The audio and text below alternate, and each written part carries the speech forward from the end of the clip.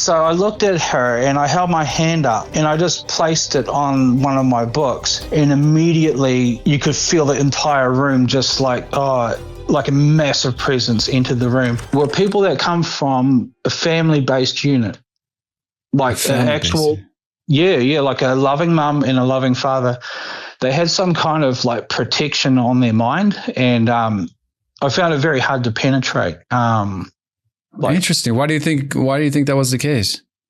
I don't know, but I just grew a massive resentment towards like the family structure, and I seen that as an enemy to what I was trying to achieve. Isn't it interesting that if you look at the news today, just to the culture, it looks like the enemy is going after the family unit, right? Trying to separate. So there's some kind of strong bond, some kind of strong protection over a family unit. Interesting.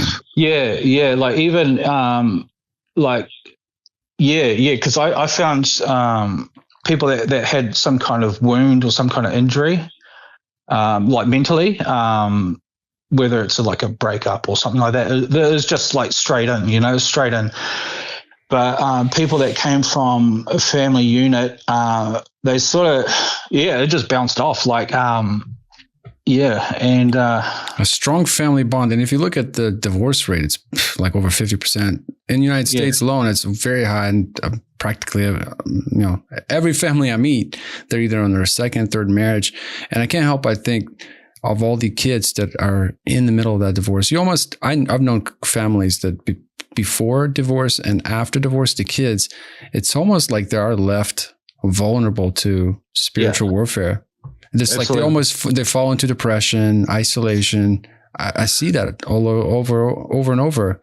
So interesting. Almost like a divorce, or when a family unit breaks apart, you leave your kids vulnerable, unprotected to the spiritual world. Powerful. Anyway, go on. And so moving through that time, I had, after 5 years, I had a lot of written work. I had a full manuscript, but I was very frustrated that because I knew that I was never going to achieve what I wanted it to achieve. And then one day when my daughter was born, I was standing outside the hospital, and it was like a lightning bolt hit my brain.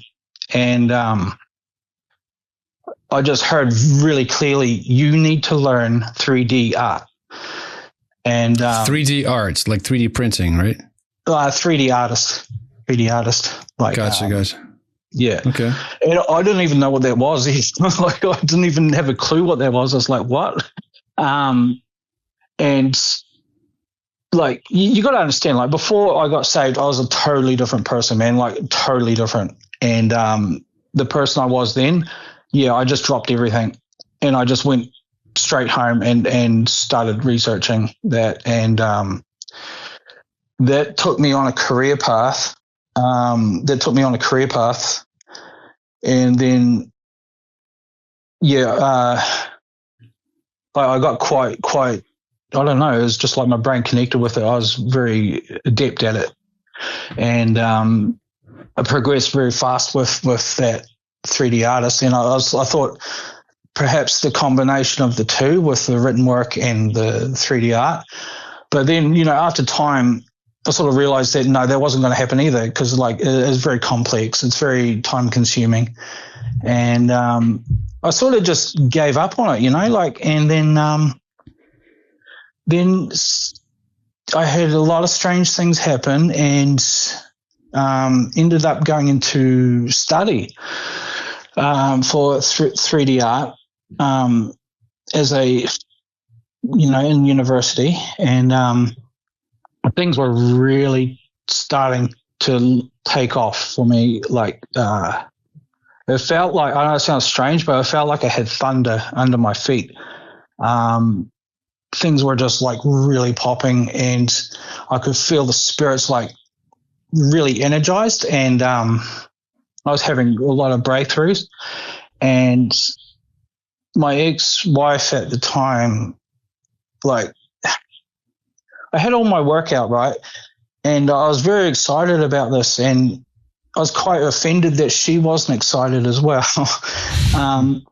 Yeah, but so I looked at her and I held my hand up and I just placed it on one of my books, and immediately you could feel the entire room just like a massive presence entered the room.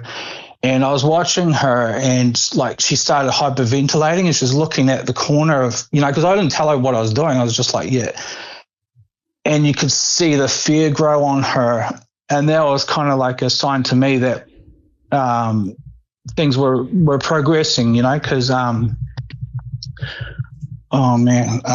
What did she see? So she just felt some kind of presence in the room, but she didn't really see it? She didn't see it at that time. But it was clearly not a good presence, right? No, it wasn't. And it wasn't just one. It was like a massive uprise. But, oh, man, for years I was working on her to sort of energize her, to use her like a battery. I cast a lot of spells through her, and she didn't have any knowledge of it.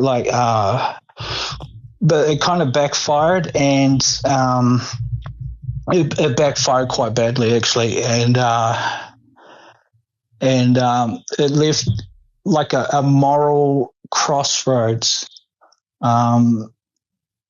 because it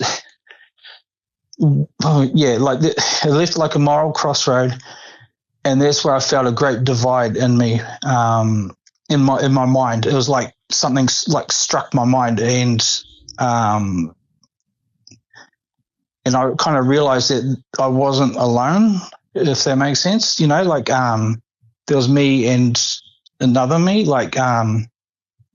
not like possession, but it was actually like I was joined with something, and I was completely devastated. It completely destroyed my life. Everything just went horribly wrong, and I was finished. I was done. And in 2019, I was just making some basic animations. I was just making some basic things like that, but it didn't have that punch anymore. And I felt like a massive sort of portion or leave, like the spirit leave, because I was no longer of use to them. And I actually felt it like lift off, and I felt a lot lighter, and I thought I was done with it. I stopped listening to the backwards music. I stopped speaking in tongues. I stopped trying to I'd do these things in front of people. They didn't even care, have the eyes rolled back and sort of, and speaking spirits out and stuff like that. And so I stopped all that, and I stopped talking about spiritual realm. I just put it all to rest, and I thought I was done. I thought I was out. And in 2023 was like a really strange year. It was kind of like a battle almost. I can't really describe it. It's like a battle. Like all these little things were sort of coming together, and I was becoming very, very angry, and I was having a lot of trouble controlling my bloodlust. I just wanted to really hurt people, physically. Just it was all I could think about. I was just so enraged, and I didn't know why. I didn't know what was going on, and and then one night I was using this AI program, and I was just having a laugh at it because it's so ridiculous. This was the early days of AI. It was it wasn't really polished. And I was just joking around with it. And then I sort of felt like a little niggle or something. And I kept working with it. And then I thought, well, maybe I should try putting in some proper artwork and try getting a proper result. And as I was putting together this animation, all of a sudden, just out of nowhere, all three keys went click, click, click. And this big door opened, and I made contact with a spirit, not the AI, but what's behind the AI, the blasphemy, the sin of it. Thank you so much for watching this clip. If you want to see the full interview, just click on the video on your screen right now or check the description below for the link. I'll see you there.